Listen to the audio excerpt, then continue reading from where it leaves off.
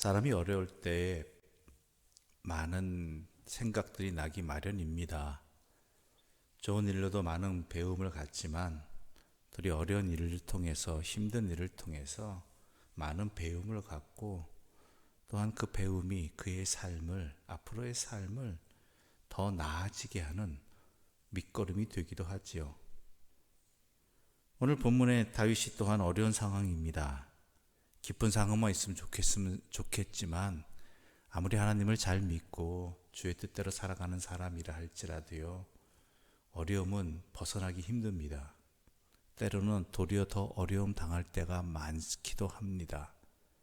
왜냐하면 악한 세력들이 넘어뜨리려 하거든요. 시험에 들게 하려고 하거든요. 하나님으로부터 마음이 떠나게 하려고 합니다. 세상으로 마음이 향하게 하려고 합니다. 자포자기해서 삶의 중심을 잃게 만드는 것이 목적이기 때문입니다. 그렇기 때문에 때로는 더 많은 어려움을 겪기도 하고 그로 인해서 힘들 때가 있습니다. 그런데 중요한 것은 뭐냐면 내 힘으로 살아가는 세상이 아니라는 것입니다. 우리는 아버지 하나님의 힘으로 살아가는 사람들입니다. 그리고 우리 아버지 하나님은 참으로 우리의 아버지이시기 때문에 자녀의 그 어려움들을 가만 내버려 두시는 분이 아니라는 것이지요. 물론 감당하게 하고 또한 내버려 두실 때도 있습니다. 그런데 감당하지 못할 시험은 당하지 않도록 해주시는 분이 우리 하나님이시고, 또한 그 시험을 감당하게 하는 것은 여러분들이 부모로서 잘 아시다시피 내 자녀를 더욱 굳건하게 만들기 위한, 또한 인생의 진리를 깨닫게 하기 위한 일종의 또 다른 사랑의 형태라고, 양육의 형태라고 보시면 될 것 같습니다. 오늘 다윗은 매우 어려운 상황에 있습니다. 그런데 그 어려운 상황이 억울한 상황입니다. 억울한 상황 앞에서 또한 견디어 보았는데 견딜 수가 없는 상황이 온다라는 것이지요. 참 어렵다라는 것입니다. 그래서 오늘 이렇게 기도합니다. 하나님, 나의 호소를 들으시옵소서. 나의 울부짖음을 주의하여 들어주십시오. 그런데 뭐라고 얘기합니까? 1절 보게 되면 거짓되지 아니한 입술에서 나오는 나의 기도에 귀를 기울이소서. 가만히 읽어보면 거짓되지 아니한 입술로 인생이 살아갈 수 있을까라는 생각을 하게 됩니다. 그렇죠? 거짓되지 않은 입술이 우리가 참 그런 인생이 있을까라는 생각이 들 정도지요. 자기도 의식하지 못하지만 사람은 하루에 몇 번씩이라도 거짓말을 한다고 합니다. 그게 이제 우리가 본격적으로 드러나는 거짓말일 수도 있겠지만 아닌 것도 있거든요. 그냥 나도 모르게 은밀하게 속으로는 예인데도 괜찮아요 뭐 이렇게 표현하기도 하고, 그런 경우들이 종종 있지 않습니까? 사람의 인생이 거짓되지 아니하다는 것이 참 어렵고 힘든 일인데, 그런데 이렇게 어떻게 이야기할 수 있을까라고 이야기하는 것 가운데는 첫 번째 의미는 내가 당하는 이 억울함과 고난이 정직하게 얘기하는 겁니다. 내가 이 얼마나 큰 어려움을 당하고 있는지, 내가 얼마나 억울한지, 물론 내 입장이겠지만 있는 그대로 얘기해 보겠습니다. 기도해 보겠습니다. 이런 의미가 있고요. 또한 그러려고 노력해 왔습니다라고 이야기하면서 그렇게 살아온 어떤 삶의 일부분의 증거를 내세울 때도 있다라는 것이죠. 예를 들면 우리 자녀들이 그럴 때가 있잖아요. 뭐 잘못할 때도 있고 잘할 때도 있는데, 뭔가 부탁하고 싶을 때, 뭔가 자랑하고 싶을 때 자기가 잘한 점을 일부러 내세워서 내가 이런 일을 했습니다. 내가 뭐 오늘 청소를 했습니다. 내가 오늘 시험 성적을 잘 받았습니다. 내가 뭐 어떤 어려운 사람을 도와줬습니다. 이런 것들을 내세울 때가 있다란 말이죠. 그 얘기 속에서 뭐가 있습니까? 내가 참 어머님 말씀대로, 아버님 말씀대로 열심히 살았습니다라는 그런 내세우는 것들이 있단 말이에요. 근데 전체적인 삶을 보면 그렇지 못할 때가 더 많죠. 말 안 들을 때가 많고. 그럼에도 불구하고 부모의 눈에 뭐가 보입니까? 이 자랑하는 자녀의 그 착한 일들, 정직한 일들이 부모의 눈엔 보이는 것이고, 또한 자녀도 아무리 잘못한 게 많다 할지라도 부모 앞에서 그 잘한 일을 했을 때 마치 너무나도 뻔뻔한 것 같이 볼 수도 있겠지만 그 잘한 것을 내세우면서 내가 이렇게 살았습니다라고 내세우는 그러한 모습들을 좀 연상하면 될 것 같습니다. 특히 오늘 본문에서 이렇게 말하죠. 나를 판단하소서, 나를 살펴주소서, 나를 시험하시고 나를 감찰하소서. 하나님이 감찰하시면 불꽃 같은 눈으로 지켜보시면 흠없는 사람이 없을 수는 없잖아요. 있을 수는 없잖아요. 죄송합니다. 있을 수는 없잖아요. 다 하나님이 보시는데, 난 몰라도 하나님은 다 아시는 분인데. 그러면서 이렇게 얘기합니다. 4절 함께 읽어보겠습니다. 4절, 5절입니다. 함께 읽겠습니다. 사람의 행사로 논하면 나는 주의 입술의 말씀을 따라 스스로 삼가서 포악한 자의 길을 가지 아니하여 싸우며 나의 걸음이 주의 길을 굳게 지키고 실족하지 아니하였나이다. 예. 어떤 상황이 있었는데, 내가 어길 수 있는 상황이 있었는데, 기회가 있었는데 내가 거기에 넘어가지 않았고 포악한 자의 길을 가지 않았다는 것은 하나님 없는 사람처럼 살지 않았다라는 것입니다. 하나님의 뜻을 먼저 분별했습니다. 나의 걸음이 주의 길을 굳게 지켰습니다. 내 걸음을 무엇을 위한 걸음이었는데, 그 기회가 있었는데 그 기회를 하나님 뜻에 따라서 어긋나지 않게 했습니다. 대표적인 게 다윗에게 뭐가 있을까요? 그래서 학자들은 이 사건 이후에 다윗이 이 기도의 내용을 들으지 않았을까라고 생각하는 학자들도 있긴 합니다. 뭐냐면 다윗이 도망 다닐 때 사울왕이 엄청나게 쫓아다녔잖아요. 군대를 끌고. 블레셋과의 전쟁 중에 있는데도 불구하고 3,000명의 군대를 끌고 다녔습니다. 다윗 잡겠다고 왕이. 그러던 가운데 다윗이 사울왕을 죽일 수 있는 기회가 2번 있었죠. 그렇죠? 옆에 있는 다윗과 함께하는 사람들이 다 이건 하나님이 주신 기회다. 놓치지 말자. 또 2번 그걸 넘어가 첫 번째 넘어가 2번째도 어떻게 해요? 기회가 주어지니까 저번에 놓친 거 하나님이 너무나 답답해 하셔서 다시 기회 주신 것이다. 이것만큼 철회의 기회는 없다. 이건 놓치면 바보다. 이런 상황이 있었다는 것이죠. 근데 다윗이 어떻게 합니까? 하나님께서 세우신 왕을 내가 함부로 할 수 없다라는 것이죠. 그래서 2번씩이나 사울왕을 완벽하게 죽일 수 있는 기회. 그래서 이 어려운 고생을 그칠 수 있는 기회를 2번씩이나 하나님 뜻에 따른다고 거절했죠. 바로 그 부분이라는 것이죠. 주의 입술의 말씀을 따라 내가 스스로 삼가서 포악한 자의 길을 가지 않았습니다. 내가 이렇게 열심히 하나님 뜻대로 살려고 하는 사람입니다.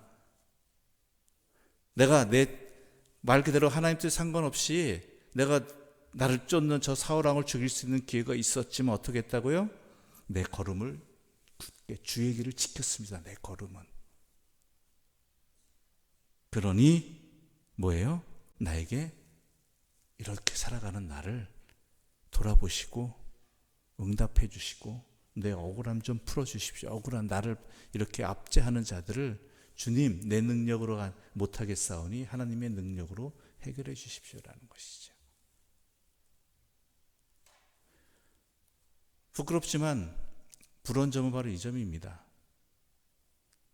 우리도 이렇게 하나님 앞에 내가 이렇게 열심히 하나님 뜻대로 살았습니다. 그러니까 그거 봐서라도 나에게 기회를 주시고 은혜를 주시고 하나님께서 해결해 주십시오라고 어찌 보면 좀 뻔뻔스러울 수도 있지만 그렇게 내세울 수 있는 것이 있었으면 좋겠습니다.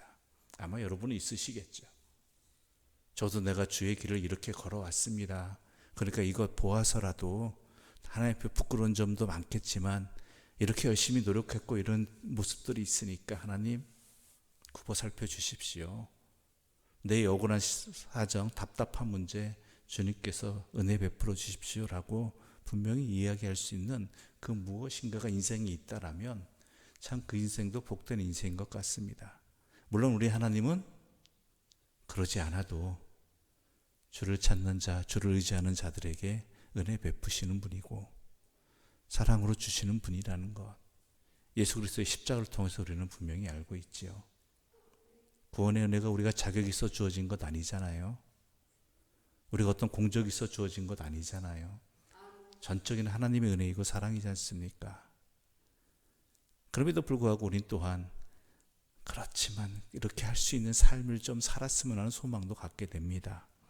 근데 무엇보다 더 중요한 것은 뭐냐면요, 7절 함께 읽겠습니다. 7절입니다. 함께 읽겠습니다. 주께 피하는 자들은 그 일어나 치는 자들에게서 오른손으로 구하시는 주여, 주의 기이한 사랑을 나타내소서. 아멘. 누구께 피하는 자들이요? 주께 피하는 자들. 이게 핵심입니다. 이게 내가 주님께 피합니다. 주님을 의지합니다.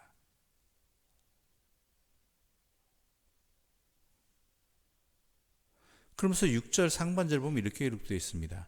하나님이여 내게 응답하시겠으므로. 내게 응답하시겠으므로. 하나님에 대한 확신이 있는 거예요. 그냥 피할 데 없어서 피한 게 아니라요, 내게 응답하시는 하나님이라는 확신이 그에게 있는 거예요.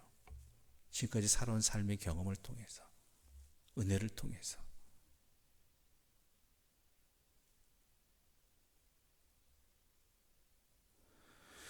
그러면서 8절 보면 이렇게 기록되어 있습니다. 나를 눈동자같이 지키시고 주의 날개의 그늘 아래 감춰주십시오.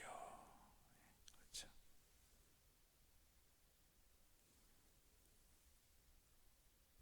그것을 다윗은 이렇게 얘기해요. 주의 기이한 사랑을 나타내소서. 기이한 사랑이 뭐겠습니까? 기이한 사랑, 하나님만의 사랑이라는 것이죠. 특별하다는 것이죠. 세상으로는 이해할 수 없다는 것입니다. 어떤 하나님의 특별한 능력, 은혜를 포함할 수 있는 것일 수도 있겠지만, 내가 죄인임에도 불구하고 하나님 앞에 부끄러운 존재임에도 불구하고 우리 하나님은요, 기꺼이 맞아주시고 품어주시고 회복시켜주시고 새 힘 주시는 분이에요. 그것을 잘 드러낸 예수님의 비유가 있잖아요. 탕자의 비유, 작은 아들의 비유라고 이야기하죠. 세상적으로는 도저히 논리적으로 이해할 수 없잖아요. 그 작은 아들이 아버지 앞에 잘못한 것 투성인데, 그렇죠? 근데 아버지는 기다리고 있어요. 그냥 기다린 것이 아니잖아요. 보자마자 끌어안고, 그 다음에 그 의복을 다시 주고 아들로 다시 삼고 하는 이 기이한 사랑, 세상의 논리로서 이해할 수 없는 사랑, 인과응보의 사랑이 아닌 전적인 하나님의 은혜에 의한 사랑, 그 사랑이 기이한 사랑이죠. 그런 사랑이 나를 지켜주실 뿐만 아니라 내 원수도, 교만한 자들도, 하나님 없이 살아가는 자들에게 이러한 심판을 내려주십시오라고 이야기합니다. 악인이 어떤 사람들이냐? 하나님이 주인이 아닌 인생입니다. 헛된 것을 자기 삶의 목표로 삼고, 또한 자기 자신이나 헛된 것들을 자기 삶의 주인으로 삼는 자들을 악인이라고 이야기합니다.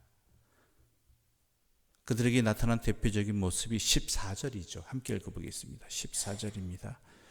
여호와여, 이 세상에 살아있는 동안 그들의 분깃을 받는 사람들에게서 주의 손으로 나를 구하소서. 그들은 주의 제물로 배를 채우고 자녀를 만족하고 그들의 남은 산업을 그들의 어린아이들에게 물려주는 자네이다. 아멘.